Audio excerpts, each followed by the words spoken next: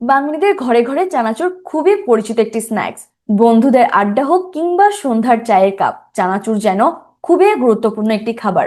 কিন্তু এই মুখরোচক খাবারটি আপনার শরীরের জন্য ঠিক কতটা ক্ষতিকর তা কি কখনো ভেবে দেখেছেন? দুর্ভাগ্যজনকভাবে হলেও সত্য, বাজার থেকে কেনা বেশিরভাগ চানাচুরই ডুবো তেলে ভাজা এবং অতিরিক্ত লবণ ও অস্বাস্থ্যকর উপাদানে তৈরি।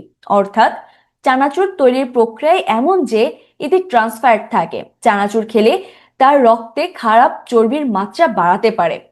চানাচুরের প্রধানত তিনটি উপাদান অতিরিক্ত পরিমাণে থাকে, আর এই তিনটি উপাদান হচ্ছে অতিরিক্ত সোডিয়াম বা লবণ, ট্রান্স ফ্যাট ও স্যাচুরেটেড ফ্যাট এবং অতিরিক্ত ক্যালোরি। তাই অল্প পরিমাণে চানাচুর খেলেও আপনার ওজন বাড়ার ঝুঁকি থেকেই যায়। কোনো কোনো চানাচুরে আবার স্বাদের ভিন্নতা আনতে চিনিও যোগ করা হয়ে থাকে, যেমন বারবিকিউ চানাচুর বা টক ঝাল মিষ্টি চানাচুর। চিনি যোগ করায় চানাচুরে বাড়তি ক্যালোরি যোগ করা হয়। চিনির কারণেও বাড়ে নানা রকম স্বাস্থ্য ঝুঁকি।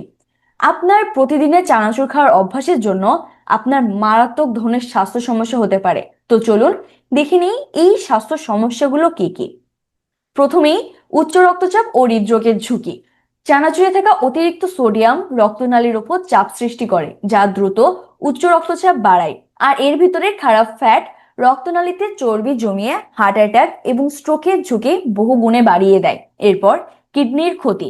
কিডনির কাজ হলো রক্ত থেকে অতিরিক্ত সোডিয়াম ছেঁকে বের করে দেওয়া, কিন্তু নিয়মিত অতিরিক্ত লবণ খাওয়ার ফলে কিডনির ওপর অতিরিক্ত চাপ পড়ে। এটি দীর্ঘমেয়াদী কিডনির কার্যকারিতা কমিয়ে দেয় এবং কিডনি ফেলিওরের দিকে নিয়ে যেতে পারে। এছাড়াও স্থূলতা ও ডায়াবেটিসের ঝুঁকি। চানাচুরে ক্যালোরি এবং অস্বাস্থ্যকর ফ্যাট খুবই বেশি পরিমাণে থাকে। নিয়মিত এটি খেলে শরীরের ওজন দ্রুত বাড়ে এবং স্থূলতা বা ওবেসিটি তৈরি হয়, যা সরাসরি ডায়াবেটিস এবং আরো বহু রোগের কারণ হয়ে থাকে। এবং হজমের সমস্যা হওয়া। পুরানো বা পোড়া তেলে ভাজা খাবার হজমতন্ত্রের জন্য খুবই ক্ষতিকারক। এটি হজমের সমস্যা তৈরি করে, অ্যাসিডিটি বাড়ায় এবং অন্ত্রের স্বাস্থ্যের ক্ষতি করে থাকে। আর এই অস্বাস্থ্যকর অভ্যাস থেকে বাঁচতে আপনি বাজার থেকে কেনা প্রক্রিয়াজাত চানাচুর বা ভাজা স্ন্যাক্স সম্পূর্ণরূপে বর্জন করুন। চানাচুরের বদলে হাতে তৈরি কম লবণযুক্ত মুড়ি মাখা, কাঁচা ছোলা সিদ্ধ, বিভিন্ন ধরনের বাদাম অথবা ফল খেতে পারেন। এবং লবণযুক্ত খাবার খাওয়ার প্রবণতা কমাতে দিনে পর্যাপ্ত পরিমাণে জল পান করুন। তবে একজন সুস্থ মানুষ কালে ভোজে চানাচুর খেতেই পারেন, সেটিও 2-3 মাসের মধ্যে 2 থেকে 1 বারের বেশি নয়। অবশ্য শুধু চানাচুর খেতে গেলে কম পরিমাণে গ্রহণ করা কঠিন, তাই কালে ভোজে চানাচুর খেলেও খাবেন অল্প পরিমাণে। মুড়ি, কাঁচামরিচ, পেঁয়াজ, টমেটো, ধনিয়া পাতা বা পুদিনা পাতার সঙ্গে মিশিয়ে নিন। কোনো খাবারের বিকল্প হিসেবে কখনোই চানাচুর খাবেন না।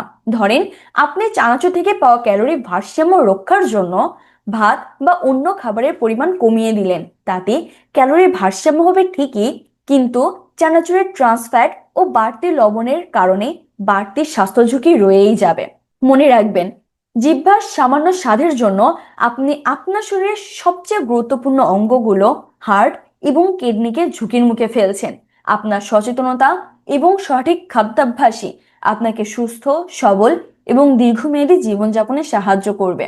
ধন্যবাদ সবাইকে।